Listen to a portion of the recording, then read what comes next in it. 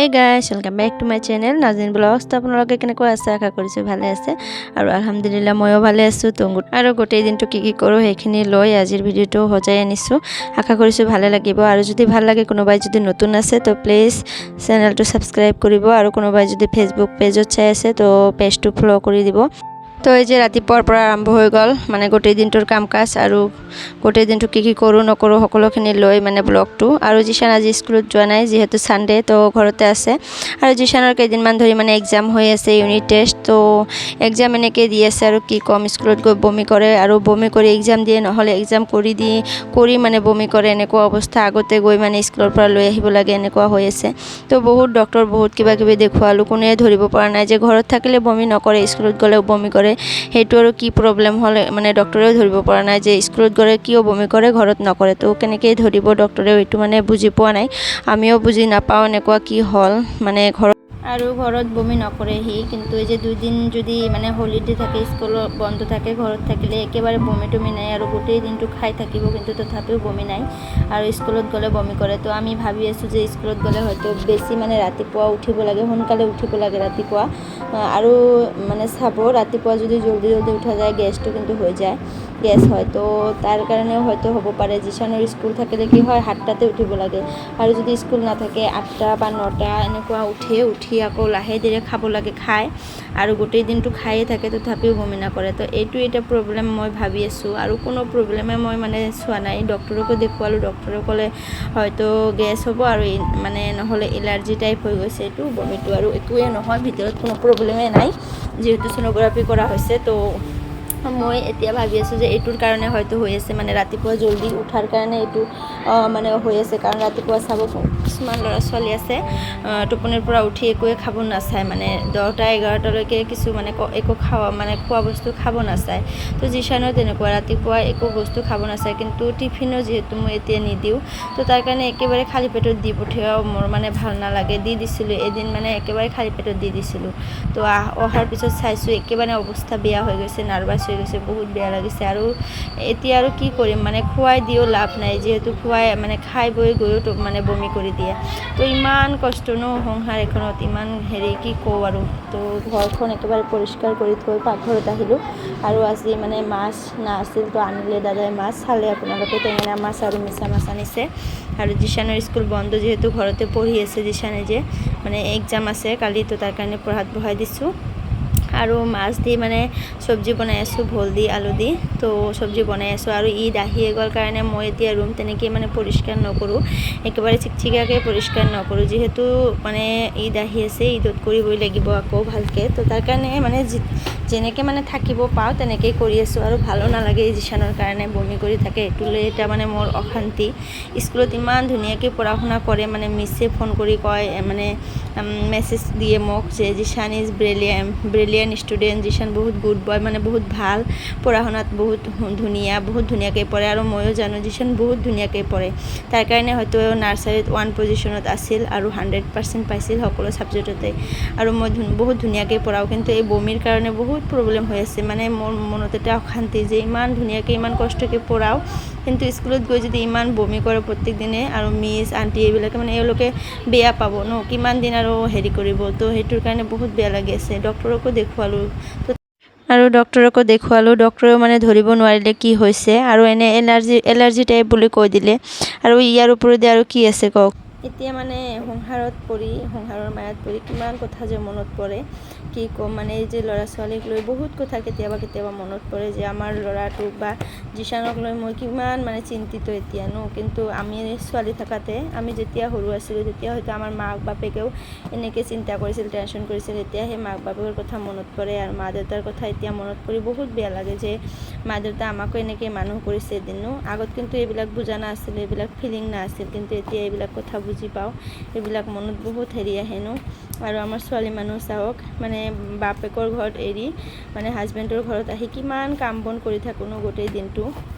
তথাপিও চাওক কোনোৱে নকয় যে তুমি আজি ইমান কাম কৰিছা, মানে ৰেষ্ট লোৱা অলপ, কেনেকুৱা হৈ গৈছে হেন তেন, একোৱে নকয়। কাম কৰিলে কিন্তু বহুত ভাল পায় আৰু কাম নকৰিলে একেবাৰে ভাল নাপায়। চাব আপোনালোকে হাজবেণ্ডৰ ঘৰত এইটো এটা আৰু যদি আমি মাৰ ঘৰত যেতিয়া আছিলোঁ ছোৱালী থকাত তেতিয়া যদি ঘৰত এটা কাম কৰিছিলোঁ মায়ে মানে গোটেই গাঁৱত কৈ ফুৰিছিল যে আমাৰ মাইনা বা আমাৰ ভণ্টি আজি এইটো কাম কৰিছে, মোৰ বহুত হেল্প হৈছে তাৰ কাৰণে, আজি এইটো কৰিছে।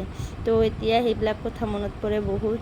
মই মানে কেনেকৈ যে ইমান সংসাৰী হৈ গ'লোঁ, মানে জিশানৰ কাৰণে ইমান বেয়া লাগে এতিয়া। তো সেইটো ফিলিংছ মোৰ এতিয়া আহে। হয়তো মাক দেউতাক আমাক লৈ ইমান টেনশ্যন কৰিছিল, আমাকো এনেকৈ মানে মানুহ কৰা ট্ৰাই কৰিছিল, কিন্তু আমি কিমান ভুল কৰিছিলোঁ ন। মানে মাক দেউতাকৰ ঘৰত থাকিলে কিমান যে ভুল কৰোঁ, কিমান যে ভুল কৰিছোঁ, কিন্তু সেইবিলাক মানে হেৰি কৰা নাই কেতিয়াও। সেনেকুৱা মানে তেনেকুৱা ফিলিং অহা নাই যে মাক দেউতাকৰ মনত হয়তো কিমান বেয়া লাগি আছে, কিমান হেৰিকৈ আমাক ডাঙৰ দীঘল কৰি আছে, সেইবিলাক কথা মনত নাছিল। কিন্তু এতিয়া আমি যেতিয়া মানে মা হৈ গ'লোঁ, এটা বাচ্চাৰ মা হৈ গ'লোঁ, এটা বেবীৰ মা হৈ গ'লোঁ, এতিয়াহে আমি এইবিলাক মানে ফিলিংছ আহে আমাৰ মনত, এইবিলাক মানে বুজি পাওঁ ন। আৰু জিশানৰ হাতত মানে বৰলাই কামুৰিছে। তো নাফিছে গৈ কাৰ ঘৰৰ পৰা চূণ লৈ আহিলে, কাৰণ আমি তামোল নাখাওঁ ঘৰত, তো কোনেও তামোল নোখোৱাৰ কাৰণে চূণবিলাকো নাথাকে আমাৰ ঘৰত। তো লৈ আহিলে আৰু লগাই দিলে। আৰু চাওক দুই ভাইৰ ইমান মিলা প্ৰীতি, কি ক'ম। জইণ্ট ফেমিলিত থাকিলে এইটো এটা হেৰি ন, আমাতকৈ তেওঁলোকৰ মানে বণ্ডিংটো বেছি। আমি হয়তো এটা দুটা কথাত অলপ হেৰিও হওঁ, মনত দুখো পাওঁ, কিন্তু তেওঁলোকৰ আৰু তেনেকুৱা নাই। এই চাব কাজিয়া লাগিছে, আকৌ চাব ইমান মিল মানে দুয়ো ভাই। জইণ্ট ফেমিলিত থাকিলে সৰুৰ পৰা মানে এওঁলোকে যে আছে, মানুহে কেতিয়াও ধৰিবই নোৱাৰিব যে বেলেগ মানে ভাইৰ ল'ৰা হয়, দাদাৰ ল'ৰা হয়, তেনেকুৱা ধৰিব নোৱাৰিব, ভাবিব যে এটা হয়তো এজনৰে হয়। তো এনেকুৱা বহুত ভাল লাগে তাৰ কাৰণে। আৰু জিশান নাফিছ বহুত মিলা প্ৰীতিত থাকে গোটেই দিনটো ঘৰত। যদি কেঁচালো লাগে আকৌ মানে ভাল হৈ যায়। আৰু জিশান নাফিছ গা ধুই আহিলে, আহি চাওক নাফিছ কেনেকৈ পেণ্ট পিন্ধি আছে। আৰু আপোনালোকক কিছুমান কথা ক'ব নাফিছ, শুনিব আপোনালোকে নাফিছ কেনেকৈ কি কয়। দেখছে না, দেখ একটা আন্ডার করে কও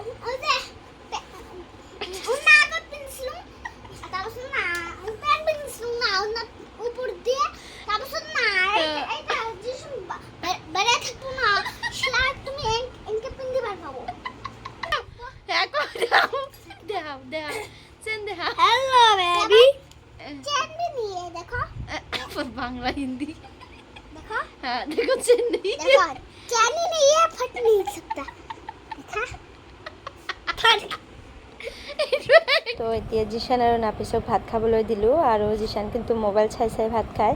তো এতিয়াতো মোবাইল নিদিয়াৰ কাৰণে কাহিনী শুনাই ভাত খুৱাব লাগে। তো মই এতিয়া গা ধুবৰ কাৰণে যাম, কাৰণে নাফিছ মানে ডাঙৰ ভাইৰ কৰ্তব্য মানে হেৰি কৰি আছে, চাইছেনে। নাফিছে মানে কাহিনী কৈ আছে আৰু জিশানে ভাত খাই আছে। আৰু নাফিছ কি কাহিনী কৈ আছে আপোনালোকেও অলপ শুনকচোন। একদিন বেটা তো না ঘুরে গেছিল আর না ওই পাহাড়ের থেকে না যাও নিয়ে যায় है ना बांधा से তারপর फिर একদিন রাজার বেটি ঢুকেছে যাও রাজার বেটি ঢুকেছে না এই সময় ওকে নিয়ে খাবলা ধরে না বাंधा से যাও তারপর না রাজার বেটাটা কথা তুমি এনে কে তো এতিয়া ভাত চাত খোৱা কমপ্লিট। তো গৈ আছোঁ এতিয়া দোকানত। আৰু কিহৰ কাৰণে গৈ আছোঁ সকলোখিনি কম আপোনালোকক। কিন্তু এই ল'ৰাটোৰ চাউনিটো চাওক, কিমান গুণ্ডাৰ নিচিনা ভাই। सब क्या देखना पड़ रहा है, अच्छा है मैं अंधा हूँ। আমি আগত যে ফিল্মবিলাক চাইছিলোঁ, গুণ্ডাবিলাক এনেকৈ চাই থাকিছিল ন, আৰু ভয় পাইছিলোঁ। কিন্তু এই ল'ৰাটো এনেকৈ চাই আছে, আৰু আমাৰ ঘৰৰ ওচৰৰে হয়। তো এই যে চাওক আনাৰস লৈ ল'লে। আৰু এতিয়া চাওক ইয়াতে ফুচকাৰ দোকান এটা দিছে, তো ফুচকাও খাব। আৰু জিশান মানে ৰাতিপুৱাৰ পৰা এই দোকানটোত মানে পাইনাপেল বেছি আছিল। তো জিশানে কি কৰিছে, এই পাইনাপেল খাবৰ কাৰণে একেবাৰে ৰাতিপুৱাৰ পৰা জিদ ধৰি আছে। তো মই কিনি দিয়া নাছিলোঁ। তো দুপৰীয়া যেতিয়া মিষ্টাৰে ঘৰত আহিলে, তেতিয়া আৰু মানে ৰাখিব পৰা নাই। মিষ্টাৰক কৈ আছে আব্বা মোক মানে পাইনাপেল কিনি দিব লাগে, মই খাম। তো তাৰপিছত মানে কিনি লৈ আহিলোঁ। আৰু এটাই কিনি লৈ আহিছোঁ, বেছি অনা নাই। আৰু চাব আনাৰসটো মানে বেছি খাব নোৱাৰা, কাৰণ এচিড আছে ন, এচিড টাইপ। যেনেকুৱা আনাৰস খাই বোলে গাখীৰ খাব নোৱাৰি, গাখীৰ খালে মানে ভিতৰত বিষ হৈ যায়, আৰু মানুহৰ মানে বহুত প্ৰব্লেম হয়, বমিটিং বা তেনেকুৱা ডায়েৰিয়া ধৰণৰ হয়। তো এইটো বস্তু যিমানে ভাল তিমানে বেয়া। তো তাৰ কাৰণে এটাই আনিছোঁ। আৰু বহুত মিঠা আছিল, বহুত ভাল। আৰু এই বতৰত আমি ফাৰ্ষ্ট খালোঁ পাইনাপেল, আজি ফাৰ্ষ্ট খালোঁ। কিন্তু আৰু জিশানৰ কাৰণে খোৱা হ'ল।